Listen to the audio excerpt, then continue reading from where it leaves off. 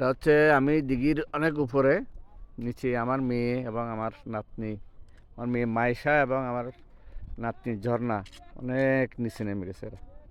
এই যে দেখেন হাঁটতেছে এরা ওখানে। সুন্দর সন্ধ্যার অপূর্ব জায়গা।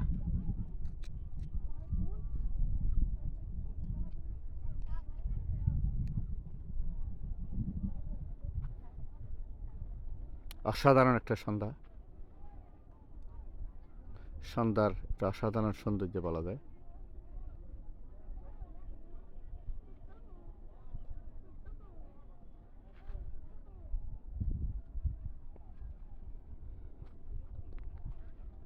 আর মেঘের সৌন্দর্য যে কত অপরূপ, কত সুন্দর সেটা বলার মতো নয়।